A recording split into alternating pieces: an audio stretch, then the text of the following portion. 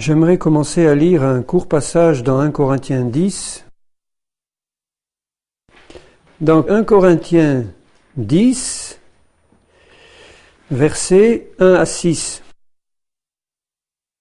Frères, je ne veux pas que vous ignoriez que nos pères ont tous été sous la nuée, qu'ils ont tous passé au travers de la mer, qu'ils ont tous été baptisés en Moïse dans la nuée et dans la mer, qu'ils ont tous mangé le même aliment spirituel et qu'ils ont tous bu le même breuvage spirituel, car ils buvaient à un rocher spirituel qui les suivait, et ce rocher était Christ. Mais la plupart d'entre eux ne furent point agréables à Dieu, puisqu'ils périrent dans le désert. Or, ces choses sont arrivées pour nous servir d'exemple, nous chrétiens, afin que nous n'ayons pas de mauvais désirs comme ils en ont eu. Alors, est-ce que vous voyez le tableau ? Vous voyez un peuple tout entier qui, chaque jour qui passait, voyait les miracles de Dieu. D'abord, ils les avaient vus en Égypte, des miracles fantastiques. Ils avaient été sortis d'Égypte à main forte et à bras étendus. Ils avaient vu de leurs yeux la puissance du Seigneur, les prodiges extraordinaires du Seigneur. Combien parmi nous aujourd'hui ont vu tous les prodiges qu'ils ont pu voir dans cette ancienne alliance entre la sortie d'Égypte et leur arrivée dans le pays de Canaan? Et tous les jours qui passaient, il y avait un miracle, il y avait la manne qui tombait du ciel, surnaturelle, il y avait l'eau qui sortait du rocher, il y avait la nuée qui était là, visible tous les jours, jour et nuit, et qui les guidait. Ils ont passé la mer Rouge à sec, imaginez un peu la puissance de ce miracle. Donc ils avaient vu de leurs yeux des dizaines et des dizaines de miracles puissants. Et qu'est-ce qui est dit là ? La plupart d'entre eux ne furent point agréables à Dieu. Donc je dis merci Seigneur, alléluia pour les miracles, j'en veux. Je souhaite avoir des guérisons, des délivrances, des miracles extraordinaires qui glorifient la puissance du Seigneur, mais je vous garantis, bien-aimés, que ce ne sont aucun des miracles que vous verrez qui changeront profondément notre nature humaine pour nous faire devenir spirituels. Les miracles nous réjouissent parce que nous recevons quelque chose de bon de la part du Seigneur. Quand on traverse la mer Rouge, quand on reçoit la guérison d'un cancer, de n'importe quelle maladie, infirmité, quand on voit les démons s'enfuir, quand on voit Dieu faire des prodiges et des miracles, on est heureux parce qu'on voit des choses extraordinaires et on en bénéficie. Mais il est dit là que la plupart ne furent point agréables à Dieu. Donc ils n'ont pas eu leur cœur changé par le fait de voir la puissance de Dieu. Ça nous rappelle ce qui est écrit dans le Nouveau Testament où il est dit « Malgré tous les miracles qu'ils avaient faits en leur présence, ils ne croyaient point en lui. » Et qui a pu faire plus de miracles que Jésus-Christ quand il était sur terre pour accomplir sa mission ? Tous les jours qui passaient, les disciples eux-mêmes qui étaient bien placés pour les voir, voyaient continuellement des miracles. Tous les jours qui passaient, les disciples ont vu ça. Non seulement ils les ont vus de la part de Jésus, mais ils ont exercé eux-mêmes tous les jours la puissance miraculeuse. Ils étaient envoyés par Jésus, ils chassaient les démons, ils guérissaient les malades. Et encore quelques heures avant la croix, ils étaient en train de se disputer pour savoir qui était le plus grand parmi eux, ou qui allait être le plus grand. Ils étaient encore parfaitement charnels. Donc vous voyez que ce n'est pas le fait de voir des miracles qui va nous transformer de charnel en spirituel. Bien que des miracles, il les faut, et on les demande au Seigneur. Mais on ne doit pas se tromper. J'ai entendu des gens me dire « Ah, moi si je voyais un serait-ce qu'un miracle, mon cœur serait changé, je suivrais Dieu à fond. » Je dirais « Non, tu te trompes. Tu serais réjoui, oui. Peut-être que ça te bouleverserait, que tu te reposerais des questions réelles et sérieuses au sujet du Seigneur et de son existence et de sa puissance, mais ce n'est pas ça qui va changer profondément ton cœur. Ce qui va changer ton cœur, c'est l'action profonde du Saint-Esprit qui convainc de péché, de justice et de jugement, de la parole de Dieu qui te révèle l'œuvre de Christ et qui te révèle la puissance de la croix et de ce que Jésus veut faire dans ta vie. C'est ça qui va changer ton cœur. Hein, vous comprenez ? Alors si je dis ça ce soir, c'est en matière d'introduction à un message qui traite du sujet. Quelle doit être dans l'Église de Jésus-Christ le comportement et le rôle d'une épouse chrétienne dans son foyer. Vous remarquez que j'ai souvent traité le cas contraire et que j'ai parlé abondamment du rôle du mari vis-à-vis de son épouse et dans le foyer. Parce qu'il est écrit que le mari est le chef de son foyer et qu'il faut donc commencer par le traiter lui. Ce qui ne signifie pas que l'épouse n'a pas son rôle à jouer dans le foyer et vis-à-vis du Seigneur. Donc je veux en parler de manière approfondie ce soir. Ce que le Seigneur attend des épouses, donc ça s'adresse à toutes les femmes de l'Église, parce qu'elles sont toutes destinées à être, sauf celles qui ont reçu le don de célibat, et encore, elles ont aussi un rôle de femme à jouer dans l'Église, mais le rôle d'épouse n'est pas différent de celui du rôle de femme dans l'Église, sinon qu'il y a des relations particulières entre mari et femme, mais l'esprit est le même. Quand j'ai parlé du rôle de la femme dans l'Église, on a bien vu un certain nombre de caractéristiques propres à l'appel que Dieu lance aux femmes dans l'Église, qui vont se retrouver dans le rôle de l'épouse vis-à-vis de son mari ou dans son foyer. L'esprit du Seigneur est le même, bien qu'il y ait un éclairage particulier pour le foyer et pour l'épouse. Si j'ai à cœur de traiter ça ce soir, c'est parce que ça me semble de toute manière important d'y venir et de rappeler ces choses, parce que il va de la gloire de Dieu que les foyers chrétiens fonctionnent bien comme le Seigneur le veut. C'est vraiment la gloire de Dieu, c'est le salut des âmes qui est en jeu. Le salut des âmes, des enfants, des voisins, des connaissants, de ceux qui nous voient vivre dans l'intimité. C'est leur salut qui est en jeu. Tu peux sauver ou perdre tes enfants par ton comportement dans ton foyer. Et tu peux sauver et perdre ton voisin, qui te voit vivre tous les jours, si c'est le cas, par ton comportement dans ton foyer. Parce qu'il y a peu de choses qui échappent aux païens qui nous entourent. Soyez sûrs qu'il y a peu de choses qui leur échappent. Alors si je vous dis ceci, c'est pour vous encourager à recevoir du Seigneur ce qu'il désire vous donner, parce que dans la mesure où on comprend la volonté de Dieu pour nous, ça veut dire que quand on se tourne vers lui d'un cœur honnête en disant « Seigneur, il me manque encore ceci et cela », mais je vois dans ta parole que tu désires que la femme, l'épouse, soit comme cela, donc tu es prêt, toi, Seigneur, à lui donner ce qu'elle te demande parce que ça correspond à ta volonté. Quand tu lui apportes tes besoins et tes soupirs, tes désirs, le Seigneur va t'exaucer si tu pries selon sa volonté. Je vais commencer par lire le fameux passage d'Éphésiens 5.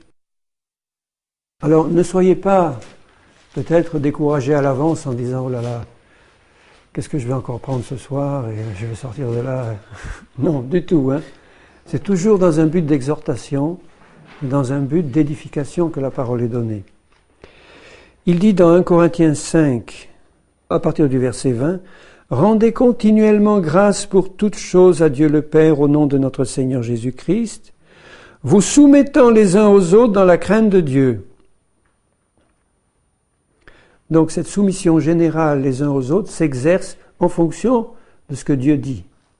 Je ne peux pas me soumettre à quelqu'un qui ne m'annonce pas la parole de Dieu. Et il ajoute aussitôt, « Femmes, soyez soumises à vos maris comme au Seigneur. » Ah mais mon frère Henri, si j'avais un mari comme le Seigneur, ça serait facile de me soumettre à lui. On verra ce cas-là tout à l'heure. Là, il dit, soyez soumises à vos maris comme au Seigneur. Ça veut dire que déjà dans le cœur de l'épouse, ce qui est tout à fait contraire à l'esprit du monde actuellement, elle doit considérer son mari comme son Seigneur. Qu'il soit ou non chrétien, il l'est. Évidemment, si c'est un mari non chrétien qui se comporte comme il ne devrait pas se comporter, il ne reflète pas l'image du Seigneur tel que le Seigneur veut se manifester, c'est sûr. Mais dans le plan du cœur de Dieu, tout mari doit représenter dans son foyer le Seigneur. Donc le Seigneur fait un travail dans le cœur du mari pour qu'il soit transformé à l'image du Seigneur et dans le cœur de la femme pour qu'elle soit transformée à l'image de l'Église. Mais là, dès à présent, il dit « Soyez soumis à vos maris comme si c'était le Seigneur. » Vous vous rendez compte ? Il ne dit pas « Attendez qu'il soit parfait pour vous soumettre à lui. » Parce que tant qu'il ne sera pas parfait, j'ai entendu des femmes chrétiennes me dire « Moi, tant que mon mari sera comme ça, il peut toujours courir, mais moi je ne me soumettrai pas à lui. Mais tu te trompes, parce que la soumission, je le répète, est une attitude générale de l'être tout entier et du cœur vis-à-vis de quelqu'un. Ça veut dire que si tu es en face de quelqu'un qui ne reflète pas la gloire de Dieu, si tu es en face de quelqu'un qui est absolument à côté du plan du Seigneur, eh bien tu peux être en face de ce quelqu'un-là dans l'esprit de l'agneau de Dieu, rempli du Saint-Esprit, de la pureté, de la sainteté de Dieu, qui va se dresser fermement contre le péché, mais qui va rester soumis, comme l'agneau de Dieu a pu l'être devant ses ennemis, qui venaient le prendre pour le torturer, le mettre à mort. Il ne s'est pas révolté, il ne s'est pas rebellé, il n'a pas dit des paroles de travers, il ne s'est pas mis en colère. Donc si tu es en face d'un mari qui ne reflète pas encore la gloire du Seigneur, le Seigneur te demande dans ton cœur d'être soumis, c'est-à-dire de n'avoir aucune animosité, aucune mauvaise réaction charnelle, quelles que soient les réactions que ton mari va avoir vis-à-vis de toi. C'est ça qu'il attend. Et inversement, bien sûr. Si vous avez un mari très spirituel et une femme tout à fait charnelle, eh bien le Seigneur agira dans le cœur du mari pour qu'il se comporte comme Jésus se serait comporté. Sans autoritarisme violent, sans choses qui déplaisent au Seigneur. Donc c'est ça qu'il faut comprendre au départ, c'est que nous devons tous être soumis au Seigneur, il le dit au verset précédent, donc tous avoir vis-à-vis du Seigneur une profonde révérence devant sa parole et devant ce qu'il est et ce qu'il nous dit. Maintenant, cette révérence vis-à-vis du Seigneur et de ce qu'il nous dit, il est dit que les femmes doivent l'avoir vis-à-vis de leur mari, mais en ayant la sagesse de discerner dans tout ce qui vient du mari, si quelque chose vient du Seigneur ou ne l'est pas, on n'est pas obligé d'obéir à quelque chose qui ne vient pas du Seigneur. Si le mari veut te faire faire quelque chose qui est contraire à la volonté de Dieu, la femme soumise va avoir l'autorité spirituelle et la fermeté pour lui dire « Mon chéri bien-aimé, je te dis non, parce que ce que tu me demandes ne vient pas de Dieu. » Mais elle le dit avec un tel esprit de soumission, avec un tel esprit de l'agneau dans le cœur, que le mari comprendra qu'il a en face de lui quelqu'un qui n'est pas une rebelle. Parce que la rébellion va s'extérioriser par toutes sortes de mauvais sentiments et de mauvaises réactions qui ne sont pas dans la volonté de Dieu. Donc je l'ai déjà dit, mais je voudrais que vous compreniez, mes sœurs bien-aimées, que la soumission, et d'ailleurs pour nous aussi, hommes, d'abord au départ, c'est une attitude de cœur qui nous demande d'être bienveillants, d'être dans l'esprit de Jésus-Christ vis-à-vis de tous ceux qui nous entourent et vis-à-vis de même nos ennemis ou des autorités qui pourraient être mauvaises dans le monde. Quand il est dit « soyez soumis aux autorités », c'est le même principe. Vous avez des autorités qui sont absolument épouvantables ou contraires à l'esprit du Seigneur ou qui veulent faire aux hommes des choses qui ne sont pas dans le plan de Dieu. Dieu nous demande d'être soumis. Ça veut dire, être soumis, ça veut dire, eh bien, tu vas pas te syndiquer, parce que le syndicat, c'est la rébellion. Tu vas pas faire des actions revendicatives, des actions pour s'opposer à ton patron, des actions pour s'opposer à l'autorité. Tu vas pas t'opposer violemment aux autorités que Dieu a placées sur toi. Tu vas savoir en tant que chrétien ce que tu dois faire. Tu vas avoir une attitude respectueuse, mais tu ne vas pas obéir à rien de ce qui t'est demandé si c'est contraire à la parole de Dieu. Tout en ayant un cœur soumis, c'est-à-dire non rebelle, un cœur qui s'abaisse et qui s'humilie, mais un cœur qui est ferme dans la parole de Dieu. Est-ce que déjà ça, c'est bien compris? C'est bien compris? Il faut que ce soit clair. La différence entre une attitude de cœur de soumission, qui est en fait une attitude d'humilité, une attitude qui correspond à celle de l'agneau de Dieu, mais en même temps une attitude de fermeté dans la sainteté par rapport à la parole de Dieu. Donc une femme soumise a le devoir de dire non à un mari qui voudrait lui imposer des choses qui sont contraires à la parole de Dieu, tout en restant parfaitement soumise, parce qu'elle n'exprime aucune rébellion, elle n'exprime aucune réaction charnelle mauvaise vis-à-vis des mauvaises choses que son mari est en train de faire. Et là, c'est important de le comprendre parce que, je répète, cette loi spirituelle que le Seigneur doit nous apprendre tout au long de sa parole, le Seigneur veut nous dire ceci, ce n'est pas ce qui nous arrive qui compte, c'est la manière dont on réagit à ce qui nous arrive qui compte pour Dieu. Tu peux avoir à côté de toi le mari le plus épouvantable, si toi tu réagis de manière charnelle à ce côté épouvantable, tu seras tenu personnellement responsable à 100% par Dieu de tes mauvaises réactions. Tu ne pourras pas dire devant le Seigneur, Seigneur, c'est parce que mon mari est méchant, charnel et tout, que j'ai été obligé de lui répliquer sur ce ton. Non, ça ne marchera pas devant le Seigneur. Tu pourras essayer d'invoquer ça, ça ne marchera pas. Le Seigneur te dira, tu es responsable à 100% de tes mauvaises réactions charnelles. C'est valable aussi pour le mari. Si le mari se dit à lui-même, eh bien, parce que ma femme est une chipie, donc j'ai le droit de réagir d'une manière charnelle, il se trompe. Il n'a aucun droit. Alors, puisque le Seigneur nous attend personnellement au virage, il attend au virage les maris pour leur montrer leurs mauvaises réactions et les travailler pour qu'ils comprennent que leur rôle est d'être comme Christ. Il attend au virage les épouses pour leur montrer que quelle que soit la qualité spirituelle de leur mari, c'est lui le Seigneur, avec les réserves que je viens de vous dire, c'est lui le Seigneur du foyer, et en aucune façon, je ne dois excuser mes mauvaises réactions par les mauvaises réactions de mon mari. Je dois de toutes les manières manifester les réactions de Christ, quelles que soient les choses que mon mari peut me faire vivre. Alors je sais que j'aborde là des choses qui peuvent être très difficiles dans la pratique, parce que vous avez des maris qui sont épouvantables, vous avez des épouses qui sont aussi épouvantables, et que dans la pratique, ce n'est pas facile de manifester le caractère de Christ quand on a en face de soi quelqu'un qui nous manifeste des réactions épouvantables. Mais après tout, c'est ça la vie chrétienne, que ce soit dans le foyer, que ce soit dans le monde, que ce soit vis-à-vis de nos ennemis, que ce soit vis-à-vis de ceux qui nous traitent injustement. Le Seigneur nous demande d'être travaillé dans notre cœur pour être capable de réagir comme Christ, de prier pour nos ennemis, de leur faire du bien. Comment veux-tu prier pour ton mari et lui faire du bien si tu réagis charnellement à ses mauvaises réactions? C'est impossible. Et inversement. Comment peux-tu prier pour ta femme et lui faire du bien si tu réagis charnellement à ses mauvaises réactions? C'est impossible. Donc dans cette situation-là, le couple va à volo et va à la destruction. Il faut qu'il y en ait qui s'arrêtent, l'un ou l'autre ou les deux, c'est le mieux, pour dire Seigneur, à partir de ce moment-là, je prends tout comme une occasion de travail personnel sur moi d'abord, pour que tu me changes en profondeur, pour que je sois comme tu le veux. Et là, tu as une chance de réussir quelque chose dans mon foyer. Si je dois attendre que c'est l'autre qui doit changer pour que moi, je sois dans un environnement plus agréable pour pouvoir changer plus à l'aise, ça ne marchera pas non plus. Puisque justement, si ça a été permis par le Seigneur, c'est pour voir comment je vais réagir dans cette situation extrême ou pénible.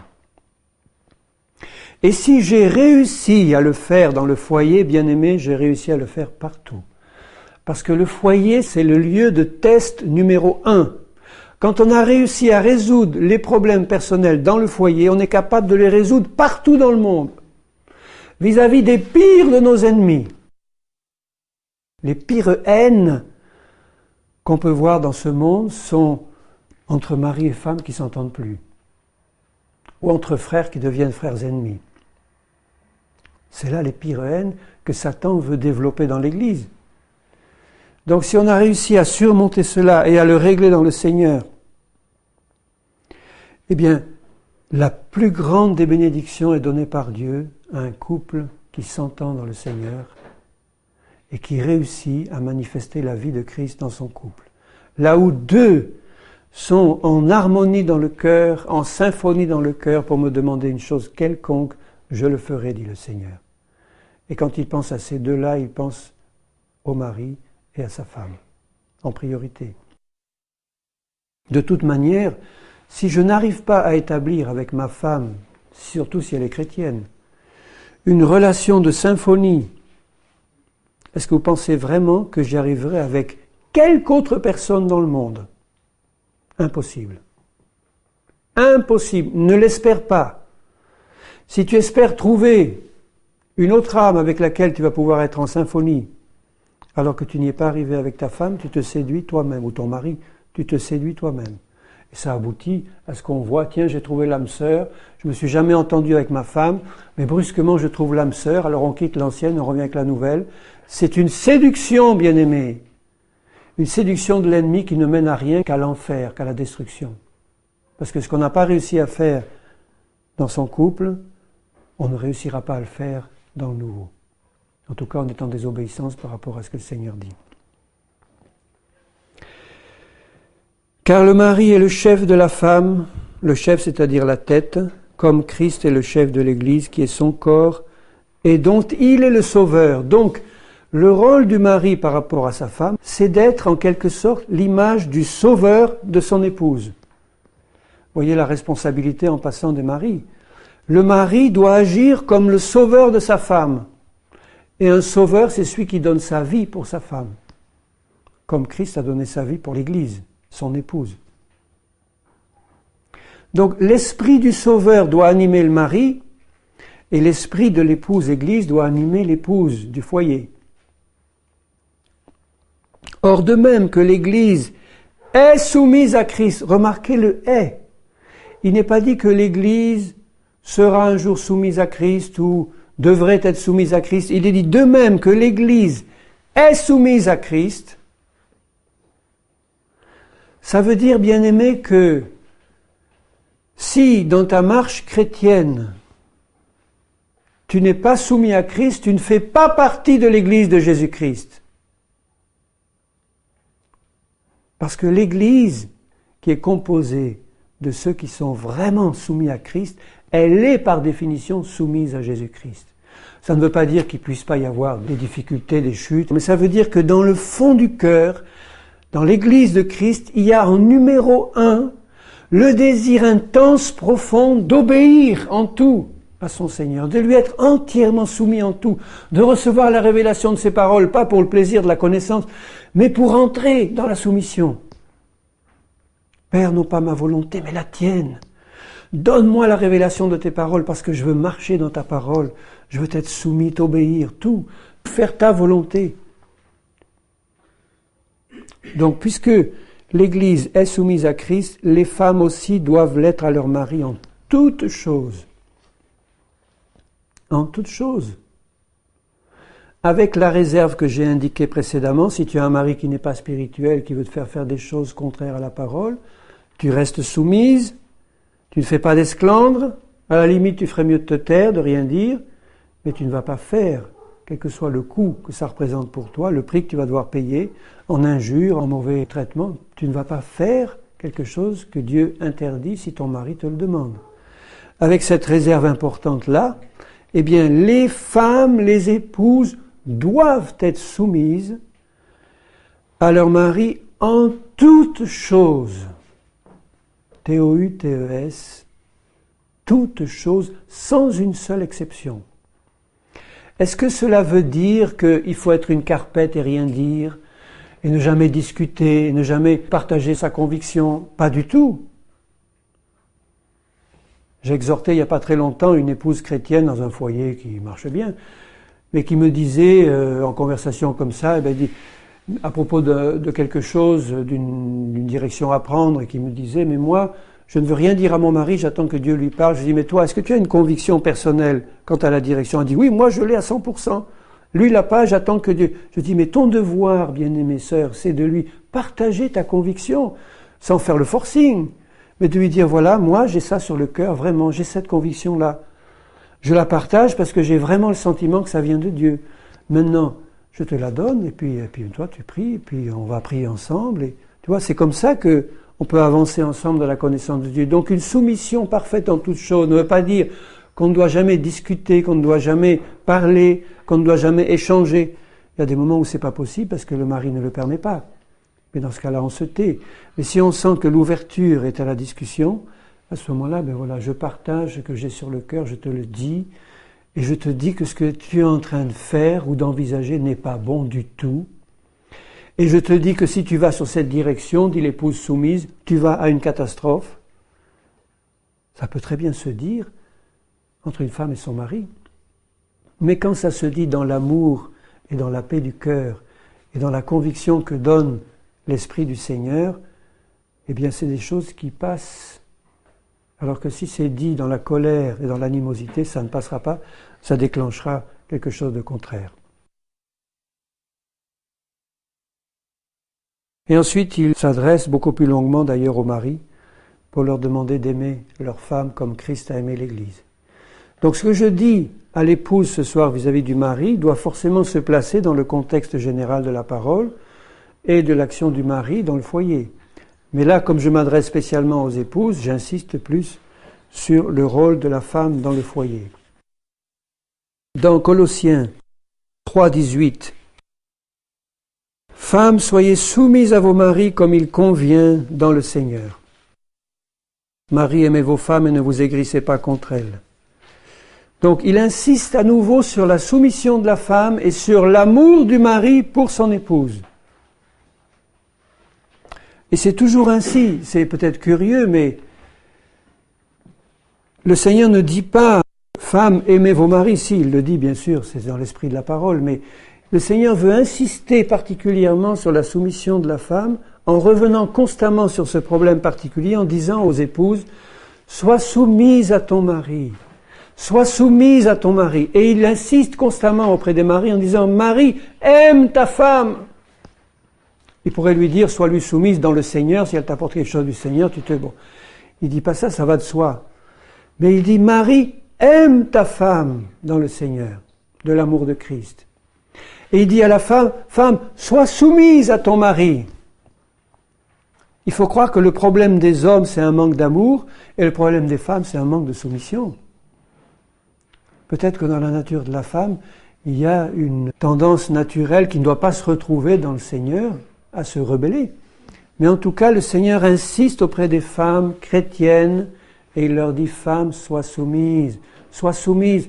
Alors vous vous rendez compte la difficulté de la tâche, l'impossibilité de la tâche si le Saint-Esprit n'est pas là, dans un monde qui est complètement rebelle, dans un monde où les rôles de l'homme et de la femme sont de plus en plus inversés, dans le monde où la femme devient le chef du foyer, où la femme commande les rênes de l'économie et de la politique maintenant, où elle devient de plus en plus en position de domination, on le voit beaucoup plus encore dans certaines nations comme les États-Unis que chez nous, où donc ça devient, vis-à-vis de l'esprit du monde, complètement fou de dire à une femme « il faut que tu sois soumise en toutes choses à ton mari ». C'est complètement vieux jeu, c'est complètement mais ahurissant que même dans l'église de Jésus, on puisse dire des choses comme ça aujourd'hui. Et pourtant, la parole de Dieu ne change pas. Aujourd'hui, comme il y a 2000 ans, comme éternellement, Dieu dira aux femmes, enfin je veux dire éternellement jusqu'au retour du Seigneur, il dira aux femmes, sois soumise à ton mari. Humilie-toi devant lui, abaisse-toi, ne dis rien, suis tout ce qu'il te dira, à condition que ce soit conforme à la parole du Seigneur. Dans l'épître de Paul à Tite, au chapitre 2, il dit à Tite, « Pour toi, dis les choses qui sont conformes à la saine doctrine. » Ce sont celles que je suis en train de vous donner ce soir, bien-aimés. C'est conforme à la saine doctrine. Dis que les vieillards doivent être sobres, honnêtes, modérés, saints dans la foi, dans la charité, dans la patience. Dis que les femmes âgées, du temps de Paul, une femme âgée, c'était déjà 35 ans, doivent aussi avoir l'extérieur qui convient à la sainteté. Donc, les femmes âgées, à l'époque, avaient peut-être tendance, beaucoup plus que les autres, à avoir un extérieur qui n'était pas conforme à la sainteté. Donc, il y a une question de sainteté du cœur à laquelle doit correspondre un état extérieur qui est conforme à la sainteté. Elles ne doivent être ni médisantes, ni adonnées aux excès du vin, qu'elles doivent donner de bonnes instructions dans le but d'apprendre aux jeunes femmes. À quoi alors? Apprendre quoi? À aimer leur mari. Là, il dit aimer leur mari. Mais il ajoute, et leurs enfants, à être retenus, chastes, occupés aux soins domestiques, bonnes, soumises à leur mari. Il ajoute, aimez vos maris et soumises à vos maris. On ne peut pas faire l'un sans l'autre d'ailleurs, vraiment. afin que la parole de Dieu ne soit pas blasphémée. Donc vous voyez qu'il y a plusieurs façons de blasphémer. On peut blasphémer par la bouche en disant des insanités contre Dieu, mais on peut blasphémer par nos actes en étant rebelle au mari. Tout ce qui est contraire en fait à la parole de Dieu est un blasphème dans notre comportement, puisque c'est un reniement de ce que Dieu demande. Donc si je vois ce que Dieu veut apprendre aux jeunes femmes au travers là de l'enseignement des anciennes, c'est aimer leurs maris et leurs enfants, être retenus, chastes. Donc vous voyez le tableau que s'adresse, occupés aux soins domestiques, bonnes, soumises à leur mari, pour que la parole de Dieu ne soit pas blasphémée. Donc c'est cet esprit-là que Dieu veut voir trouver dans la vie d'une femme, d'une épouse, dans son foyer. Et le tableau que j'ai sous mes yeux, c'est pas le tableau d'une carpette ou d'une lavette, excusez les mots, mais enfin c'est ce que j'emploie. C'est le tableau d'une femme remplie du Saint-Esprit, remplie de la sagesse du Seigneur, de la fermeté du Seigneur, de la droiture de Dieu, qui connaît son rôle et qui a laissé le Seigneur la travailler pour pouvoir être pleinement dans le rôle que Dieu lui demande. Et c'est par là qu'elle va gagner son mari et le toucher.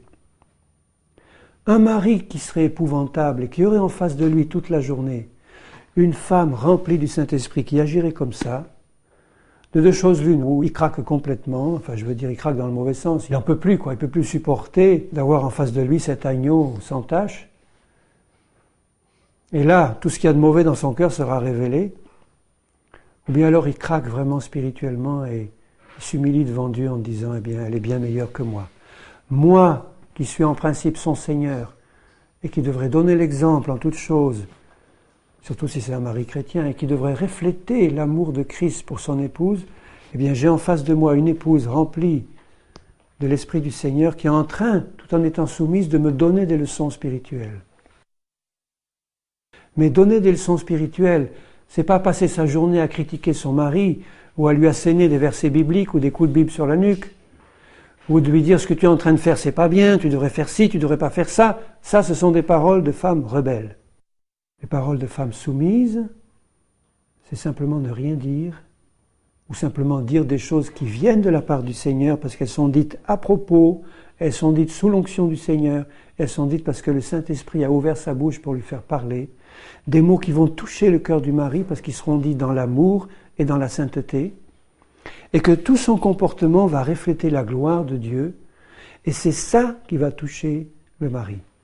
Il va s'humilier devant le Seigneur en disant « Seigneur, quel pauvre type je suis de traiter mon épouse comme je la traite, alors que j'ai en face de moi une femme qui est remplie du Saint-Esprit. »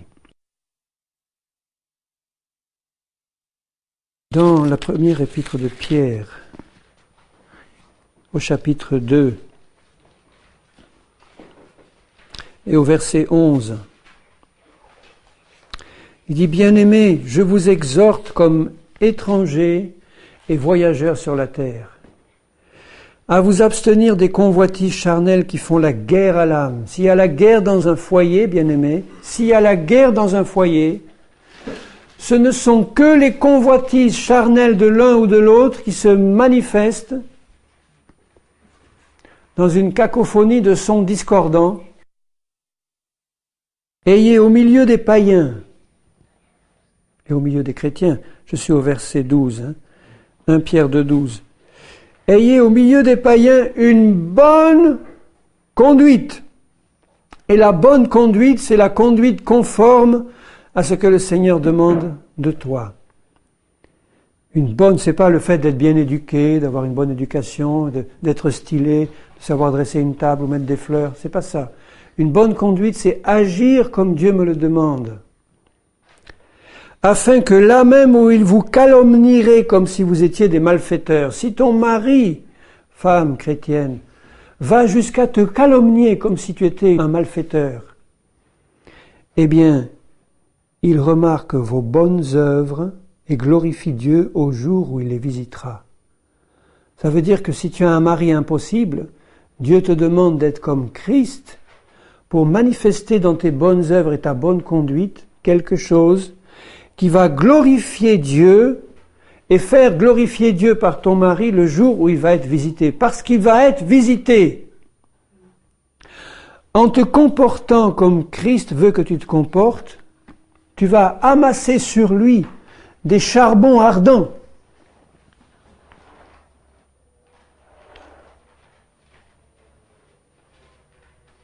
Et le jour où il va être vraiment visité par le Seigneur, il va glorifier Dieu.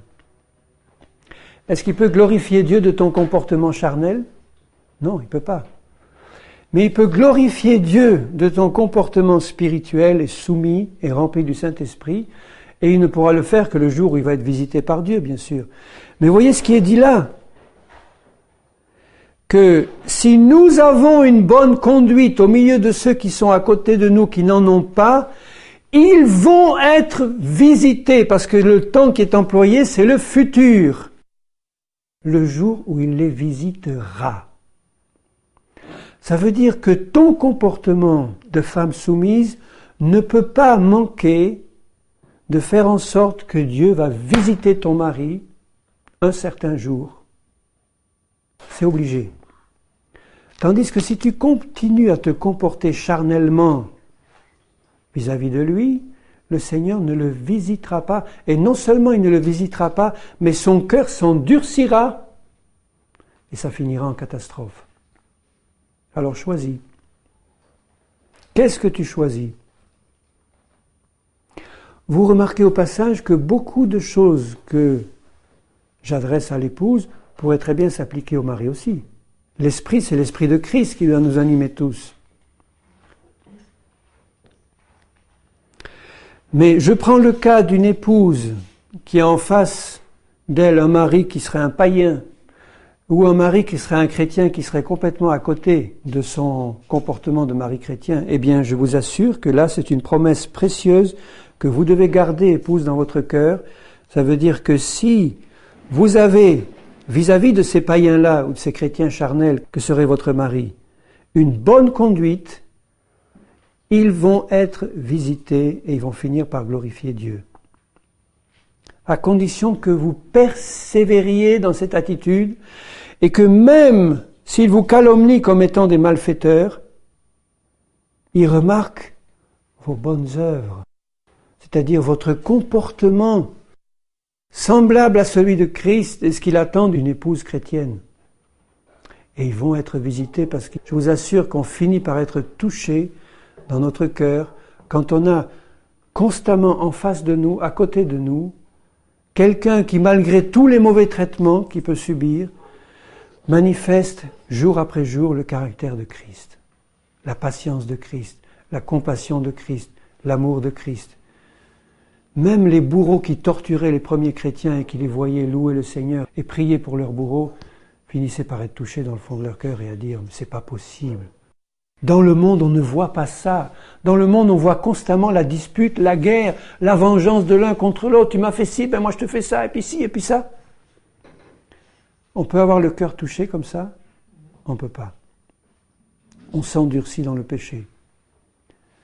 Tandis que quand il y en a un, qu'il soit mari ou épouse d'ailleurs, quand il y en a un qui a compris son rôle spirituel devant le Seigneur, il est capable d'amener l'autre à être touché par le Saint-Esprit, parce que l'autre verra que la parole de Dieu marche, fonctionne dans la vie de son épouse ou de son mari.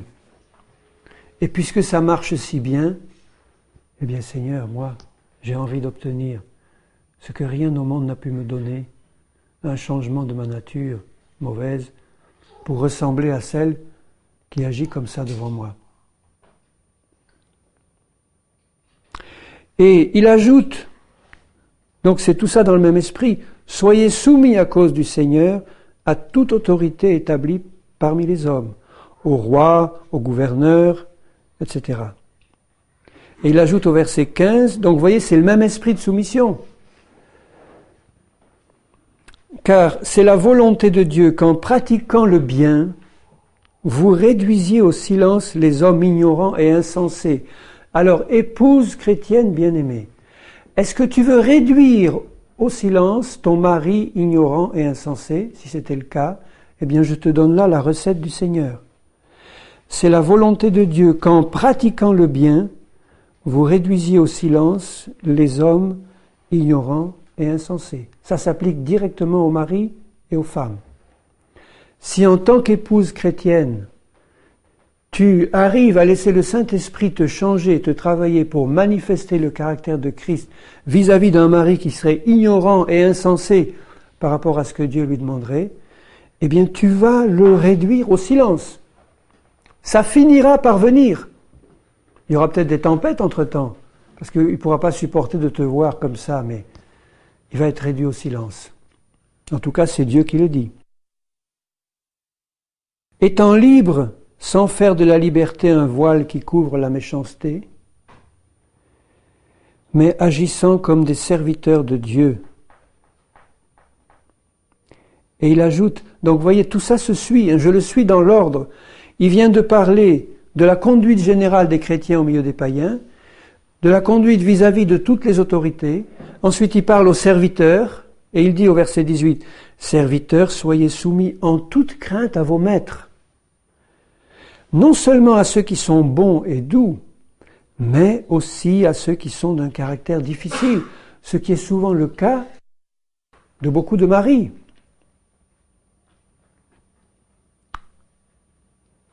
Et il ne leur dit pas, là, serviteurs, je vous donne l'autorisation, puisque vous avez des maîtres au caractère difficile, de leur dire en face leur cas de vérité, de les envoyer balader. Il ne dit pas ça. Il dit, vous avez en face de vous des maîtres d'un caractère difficile, eh bien, soyez soumis en toute crainte de Dieu et du maître. Et il ajoute, car c'est une grâce de supporter des afflictions par motif de conscience envers Dieu quand on souffre injustement. Ça s'applique directement au rôle d'une épouse vis-à-vis d'un mari inconscient. Et inversement aussi. Quand on souffre injustement, quelle gloire y a-t-il à supporter des mauvais traitements quand on a commis des fautes? Aucune. Mais si vous supportez la souffrance lorsque vous faites ce qui est bien, c'est une grâce devant Dieu. Il parle aux chrétiens en face des païens, il parle aux chrétiens en face des mauvais gouvernants, il parle des serviteurs en face des mauvais maîtres, et il parle des femmes en face des maris. Puisque tout de suite après, au chapitre 3 et au verset 1er, il ajoute « Femmes, soyez de même ». C'est-à-dire ce que je viens de lire depuis le verset 11 et suivant. Soyez de même soumises à vos maris, afin que, si quelques-uns n'obéissent pas à la parole, ils soient gagnés sans parole. C'est sûr qu'ils vont être gagnés, sans aucune parole. Par quoi ils vont être gagnés? Par la conduite de leurs femmes, par le comportement pratique en privé de leurs femmes. N'ayez pas, sœurs chrétiennes, en face de votre mari, un comportement très sanctifié avec des frères et des sœurs. Et puis quand vous êtes dans le privé, vous comportez toute griffe dehors, c'est de la pure hypocrisie et vous serez jugés plus sévèrement par le Seigneur. Tandis que quand vous êtes dans le privé des privés et que là, rempli du Saint-Esprit, vous pouvez arriver à ne rien dire quand vous êtes injustement traité et en bénissant celui qui vous maltraite, et dans votre cœur et dans votre comportement, eh bien, à ce moment-là, il est écrit, ils seront gagnés sans parole. Ça ne vaut pas le coup de gagner vos maris, bien-aimées sœurs, à Christ. Donc vous voyez que pour gagner votre mari, le Seigneur va commencer à faire un travail dans votre cœur pour que vous puissiez apprendre à réagir à n'importe quelle situation. Même si vous avez un mari épouvantable, et là c'est fréquent, eh bien le Seigneur vous dira, je suis capable, bien-aimé, de te transformer à l'image de l'épouse de Christ, pour que tu reçoives de moi une telle puissance de mon esprit, que je te garantis que ton mari, sans parole, va être visité, il le sera, et il va être touché. Il n'y a pas d'autre moyen. Tu auras beau l'évangéliser du matin au soir, si tu continues à te comporter comme une païenne, tu ne le gagneras pas, tu le perdras. La seule chose qui le gagnera, c'est ton comportement rempli de l'Esprit de Christ qui le fera réfléchir et qui le touchera. En voyant votre manière de vivre, parce que le mari n'a pas les yeux dans sa poche, il sait voir. Chaste et réservé. Ayez non cette parure extérieure qui consiste, alors dans les cheveux tressés, les ornements d'or, les habits qu'on revêt, je ne fais pas de commentaires là-dessus. Mais ce qui m'intéresse, c'est ça. C'est important aussi ce que je viens de lire, il faut l'appliquer aussi. Mais ce qui est intéressant pour notre sujet, c'est ça. Mais en ayant la parure intérieure et cachée. Cachée. Pas cachée aux yeux du Seigneur, pas cachée aux yeux de ceux qui sont tout prêts pour te voir vivre. Cachée aux yeux des mondains et de ceux qui te voient comme ça en disant « Mais quelle femme ! Ça m'a l'air d'être une femme tout à fait ordinaire, de rien, quoi, une femme. Il n'y a rien rien qui frappe à l'œil, rien. Mais dans son cœur, dit le Seigneur, il y a une telle parure intérieure et cachée, sublimement belle. La parure intérieure et cachée dans le cœur, la pureté incorruptible d'un esprit doux et paisible. Alors vous ne croyez pas que la croix doit passer par là? Est-ce que je peux être capable, moi, par ma nature humaine, de ne pas répliquer à quelqu'un qui me traite injustement ou qui m'en fait baver toute la journée? Si c'est le cas, Dieu t'attend au tournant. Si tu viens me dire que tu ne peux pas supporter ce qui se passe, je te dirai, tu n'as pas connu ce que c'était que la croix, bien-aimé. Tu n'as pas connu encore, tu as besoin de t'approcher du Seigneur pour connaître dans ta vie personnelle ce que c'est que la croix. Donc c'est toi qui dois plutôt te plaindre de tes propres péchés, plutôt que de venir te plaindre des péchés de ton mari ou de ta femme. Comme il est dit dans les lamentations de Jérémie, que celui qui veut se plaindre se plaigne de ses propres péchés.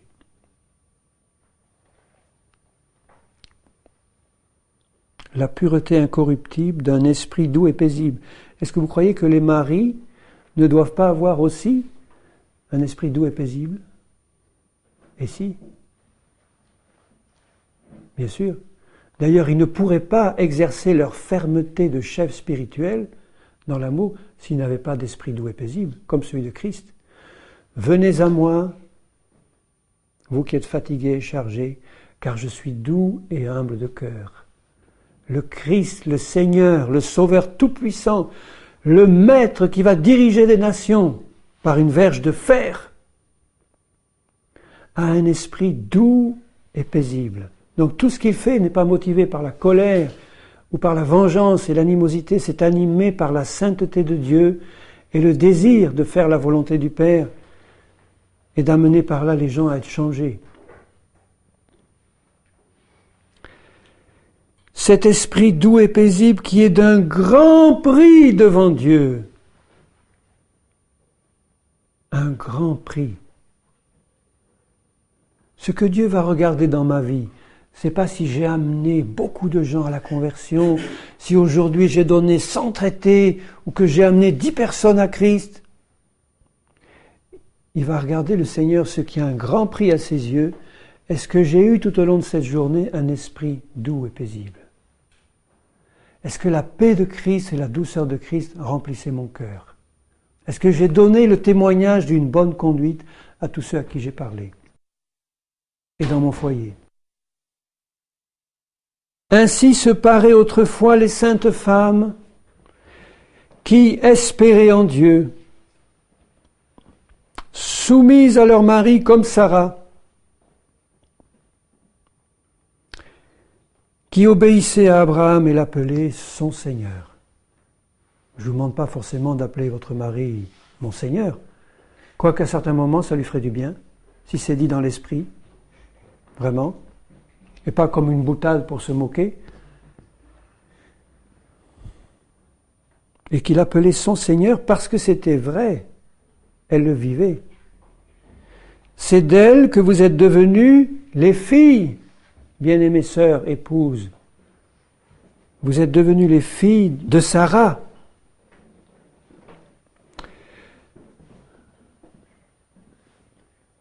En faisant ce qui est bien, sans vous laisser troubler par aucune crainte. Marie, montrez à votre tour de la sagesse dans vos rapports avec vos épouses, comme avec un sexe plus faible. Honorez-les comme devant aussi hériter avec vous de la grâce de la vie. Qu'il en soit ainsi afin que rien ne vienne faire obstacle à vos prières.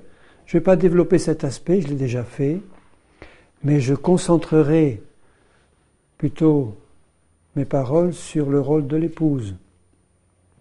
Donc épouse dans ton foyer, si tu as en face de toi un mari qui est bien spirituel, qui est fondé sur la parole, qui est rempli de l'Esprit de Christ, qui est là pour te soutenir, pour t'aider à recevoir du Seigneur tout ce qu'il te faut, pour prendre soin de toi, te nourrir, c'est sûr que tu évolues dans un environnement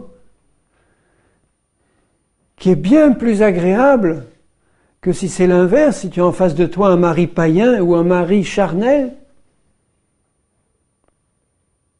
Mais dans l'un et l'autre cas, et dans tous les cas possibles, le Seigneur demandera à ce que tu sois toi changé dans ton cœur. Et c'est absolument certain que les occasions de changement seront beaucoup plus grandes si tu as en face de toi un mari insupportable. En un sens, c'est vrai. Parce que si tu as un mari qui est vraiment spirituel, eh bien, ça ne va pas forcément toujours stimuler ce qu'il y a de mauvais en toi pour que ça se manifeste. Vous avez remarqué que ce qu'il y a de mauvais en nous se manifeste beaucoup plus facilement quand on a en face de nous des gens qui sont méchants envers nous et qui nous en veulent ou qui nous traitent injustement.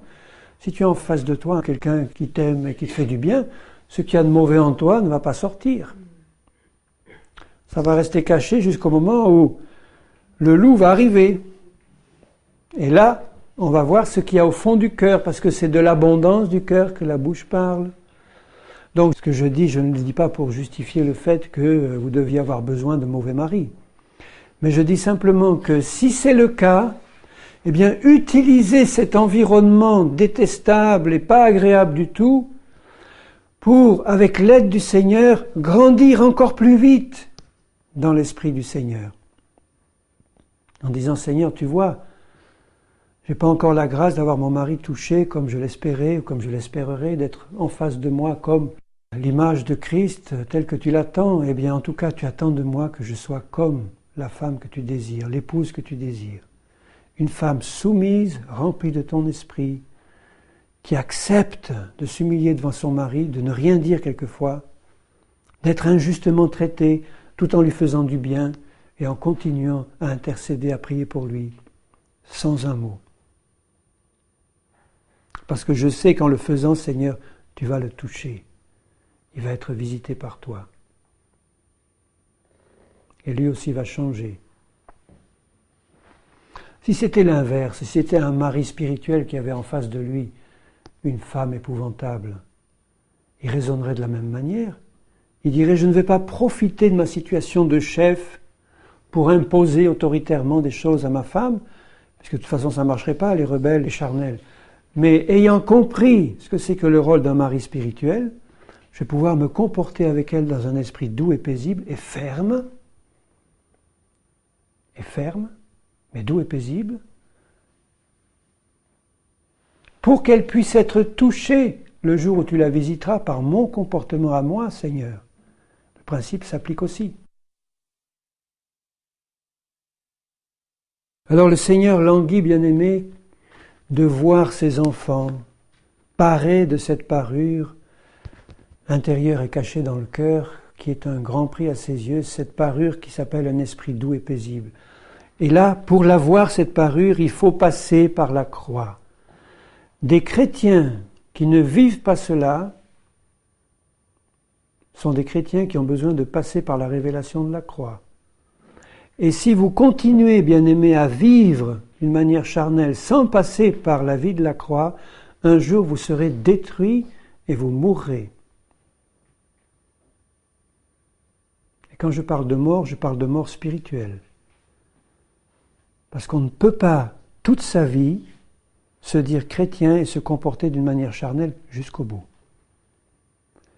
Rappelez-vous, 1 Corinthiens 10 que je vous ai lu, je le relis, parce qu'il y a un petit complément.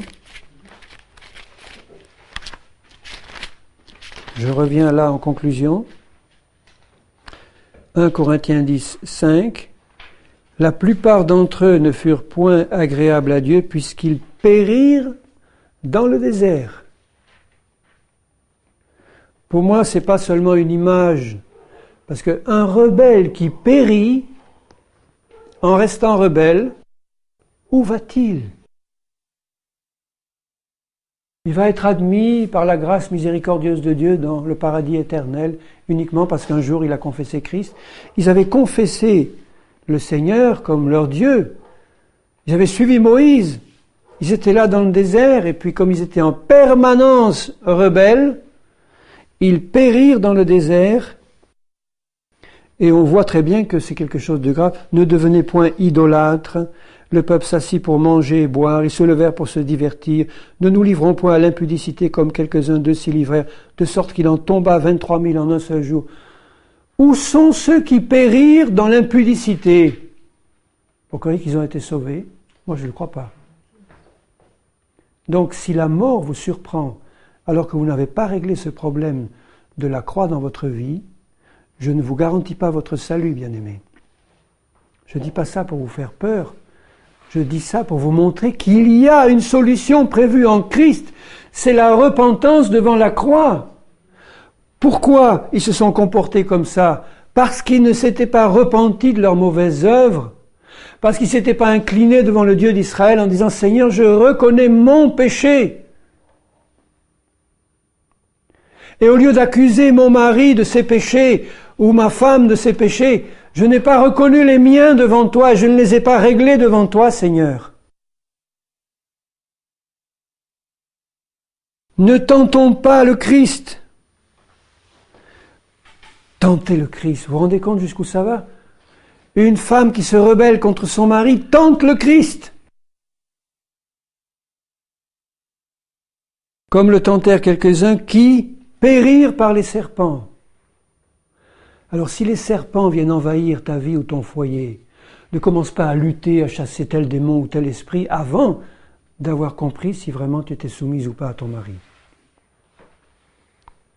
Ça ne servirait à rien de t'engager dans un combat spirituel si la rébellion est dans ton cœur.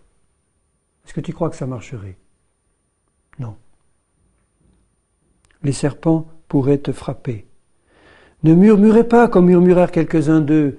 Est-ce que ça n'arrive pas à la femme, au foyer, de murmurer contre son mari qui la maltraite à ce point-là ? Qui périrent par l'exterminateur. La mort était là dans le camp. Pourquoi la mort y était ?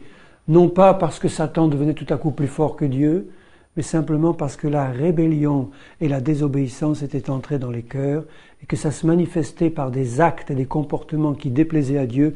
La porte était ouverte à l'ennemi et le serpent et le destructeur est venu dans le camp.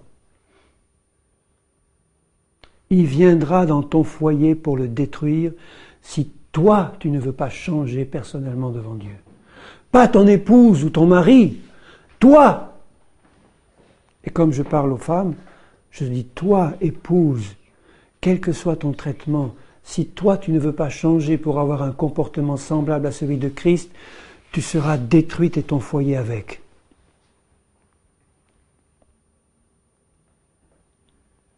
Ces choses leur sont arrivées pour servir d'exemple et elles ont été écrites pour notre instruction, à nous, chrétiens.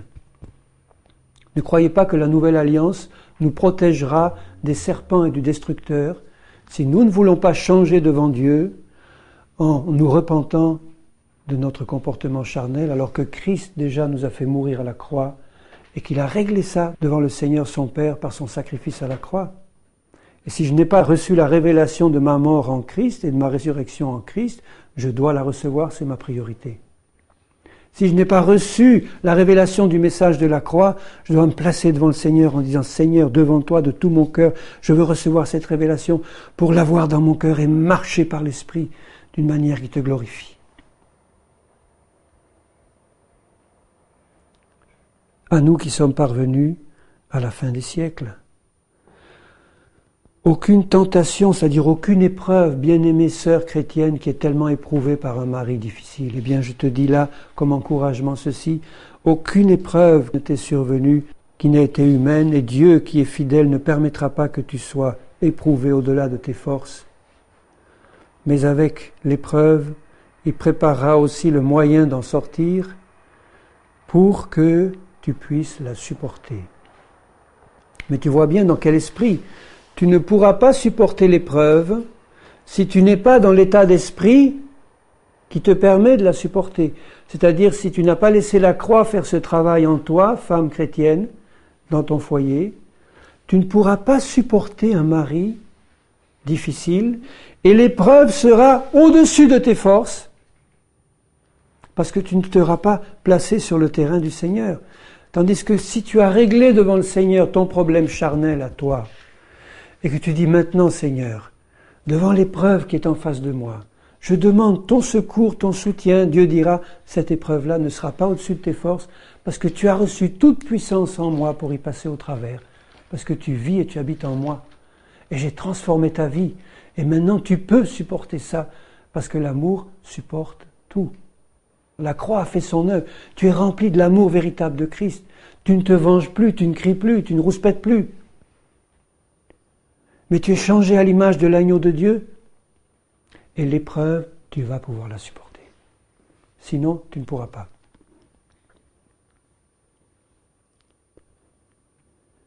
Je parle comme à des hommes intelligents.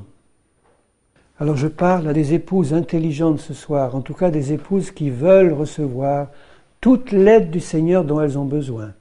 Parce que je sais que beaucoup d'épouses sont maltraitées par leur mari. Je parle de foyers chrétiens. Je sais que beaucoup d'épouses ont beaucoup de mal à tenir. Je sais que beaucoup d'épouses ont besoin d'être encouragées et visitées par le Seigneur. Et qu'il les aime d'une manière particulière et qu'il est capable de le faire. Et le Seigneur le fera si tu acceptes, épouse du Seigneur, de te placer toi devant lui pour que tes problèmes personnels soient réglés devant Dieu. Ayant reçu du Seigneur ce qui te manque, tu pourras être un instrument puissant entre les mains du Seigneur dans ton foyer et tu pourras avoir la certitude, je dis bien la certitude, parce que les promesses on les a lues, que tu gagneras ton mari. Amen. Amen. Seigneur, ces choses ne peuvent pas être comprises autrement que par ton esprit. Si elles sont entendues dans la chair, Seigneur, elles provoquent la rébellion de la chair qui ne peut pas supporter entendre de telles choses. Mais Seigneur, par ton esprit, tu peux toucher les cœurs et rendre ta parole vivante dans les vies. Tu peux briser par le marteau de ta parole toute croûte dure d'incrédulité, Seigneur, et tu peux produire une moisson abondante.